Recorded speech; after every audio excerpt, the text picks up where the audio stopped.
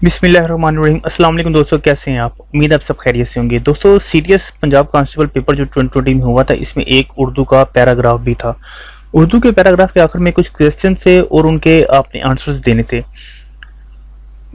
Answers आप तभी दे सकते थे जब आपने पैराग्राफ को बखूबी पढ़ा होगा। पैराग्राफ को पढ़ के उसके अंदर से ही क्वेश्चन बनाए गए थे और उन्हीं में से ही आपने आंसर्स देने थे। पहले हम देखते हैं दोस्तों, पैराग्राफ को पढ़ते हैं तसल्ली से कि पैराग्राफ में क्या है, ताकि हम आंसर्स अच्छे तरीके से दे सकें। आज के बच्चे कल के जिम्मेदार शहरी होंगे, इसलिए मुल्क और कौम का मुस्तकबिल इनसे वाबस्ता है। किसी मुल्क की तरक्की और खुशहाली का इन्हिसार इनके माली वसाइल पर नहीं, बल्कि इसके बुलंद किरदार इंसानों पर होता है। माली वसाइल से किसी मुल्क को फ़ायदा सिर्फ इस सूरत में पहुंच सकता है कि इन वसाइल से काम लेने वाले लोग मुखलिस, दयानतदार, बेलौस और कौम के सच्चे हमदर्द हों। इसलिए हमें शुरू से ही बच्चों की इखलाकी तरबियत की तरफ तवज्जो देनी चाहिए। बच्चों की तालीम व तरबियत और उनको अखलाकी सांचों में डालने के 3 अहम मराकज़ हैं: घर, तालीमी दरसगाहें और माशरा। घर पर बच्चे की तरबियत में बहुत सा नुमाया किरदार माँ का होता है, जिसके पास बच्चा बचपन से जवानी तक अपने वक़्त का बेहतर हिस्सा गुजारता है। हमारे माशरे में आम तौर पर बाप रोज़ी कमाने के लिए ज़्यादा वक्त घर से बाहर सर्फ करता है, जबकि बच्चे माँ के पास रहते हैं और जो कुछ देखते हैं वही सीखते हैं। वो हर नई बात का असल कबूल करते हैं। इनका जहन शफाफ आईना के मानिंद होता है, इसलिए जो माएँ नेक और खुश इखलाक होती हैं, इनके बच्चे भी अमूम बुलंद किरदार होते हैं। घर के बाद तरबियत का दूसरा मरकज़ तालीमी दरसगाहें हैं, जो उनको अमली ज़िंदगी के लिए तैयार करने में अहम किरदार अदा करती हैं।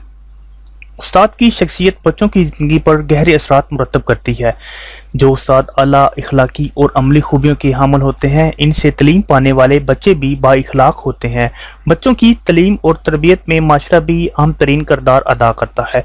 हर इंसान सोहबत का असर कबूल करता है, खुसूसन वो बच्चे जो ज़हनी लिहाज से पुख्ता नहीं होते। इसलिए वालिदैन का फ़र्ज़ है वो बच्चों को बुरी सोहबत में ना बैठने दें। जिस किस्म की सोहबत में बच्चे रहते हैं, इनका अखलाक भी वैसा ही होता है। अगर बच्चे अच्छे इखलाक की सोहबत में रहें तो अच्छी बातें सीखते हैं, और बुरी सोहबत इख्तियार करें तो बुरी आदत का असर। मुल्क और कौम का मुस्तकबिल किससे वाबस्ता है? अलिफ ज़रा से, बे खजाना से, जी बच्चों से, दाल इनमें से कोई भी नहीं। मुल्क और कौम का मुस्तकबिल बच्चों से वाबस्ता। नंबर 2, बच्चों की इखलाकी तरबियत पर तवज्जो देना क्यों ज़रूरी है? अलिफ मुल्क को कौम की बेहतरी के लिए, बे अच्छी नौकरी के लिए, जीम अच्छी तालीम के लिए, दाल इनमें से कोई भी नहीं। बच्चों की इखलाकी तरबियत पर तवज्जो देना ज़रूरी इसलिए है मुल्क और कौम की बेहतरी के लिए। नंबर 3 है, बच्चों की तरबियत में अहम किरदार किस हस्ती का है? बाप का, माँ का, उस्ताद का, इनमें से कोई नहीं। बच्चों की तरबियत में अहम किरदार माँ का है। माँ की तरबियत बच्चों पर क्यों ज़्यादा अंदाज होती है? बच्चे माँ के साथ ज़्यादा वक्त गुजारते हैं। बच्चा और माँ एक घर में रहते हैं। जी माँ बच्चों से ज़्यादा मोहब्बत करती है। दाल इनमें से कोई नहीं।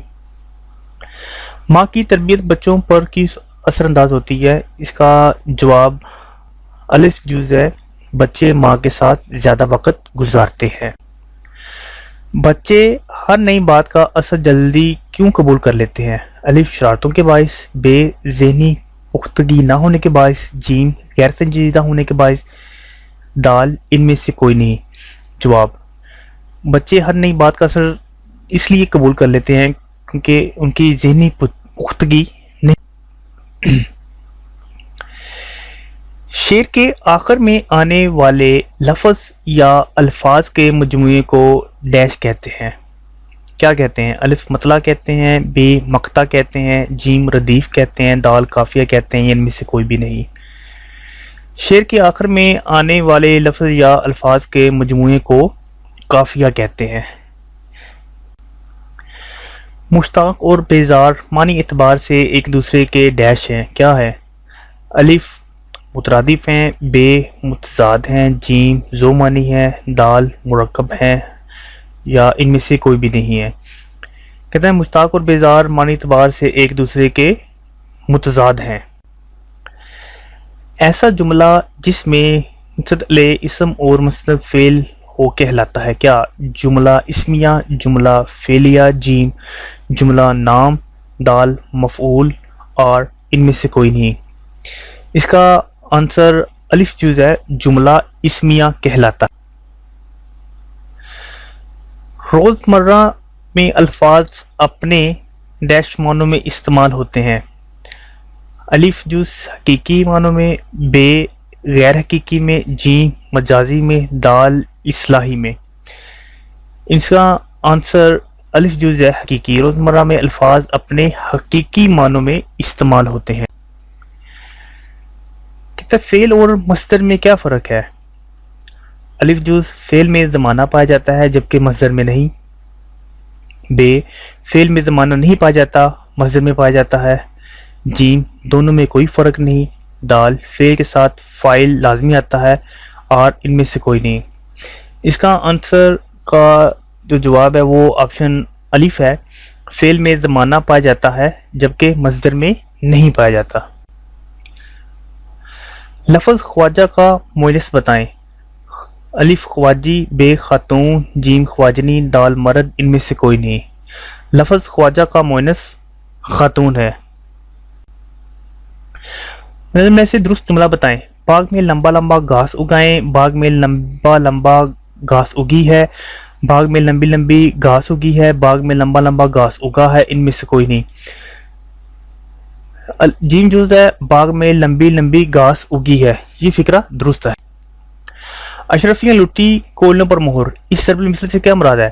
الف بے سود کام کرنے، بے الٹے کام کرنے، جیم بیجا اسراف، دال ان میں سے کوئی نہیں۔ اشرفیاں لٹی کولوں پر مہر اس ضرب المثل سے مراد ہے الٹے کام کرنا۔ سیانی بلی کھمبا نوچے، اس ضرب المثل سے کیا مراد ہے؟ الف غصہ کسی کا نکالنا کسی پر، بے پریشان آدمی کچھ بھی کر سکتا ہے، جیم شرمندگی میں کچھ سمجھ نہ آنا، دال شرمندہ آدمی دوسروں پر غصہ نکالتا ہے، اور ان میں سے کوئی نہیں۔ سیانی بلی کھمبا نوچے اس ضرب المثل سے مراد شرمندہ آدمی دوسروں پر غصہ۔ نیکسٹ کویسچن ہے مندرجہ ذیل میں سے درست جملہ بتائیں۔ گھڑی پہ کیا وقت ہوا ہے؟ گھڑی پر کیا وقت ہوا ہے؟ گھڑی میں کیا وقت ہوا ہے؟ گھڑی پر کیا وقت ہوا ہے، یا ان میں سے کوئی بھی نہیں۔ ان میں سے درست جملہ آپشن جیم ہے، گھڑی میں کیا وقت ہوا۔ دوستو آخر میں آپ سے گزارش ہے کہ ہمارے channel solution of every thing کو پلیز سبسکرائب ضرور کیجیے، اور اپنے قیمتی کمنٹس فیڈ بیک میں ضرور دیجیے تاکہ آپ کے لیے اچھی اچھی ویڈیوز ہم پیش کرتے رہیں۔ اوکے، اللہ نگمان، اللہ آپ کا حامی ناصر ہو۔ اللہ حافظ۔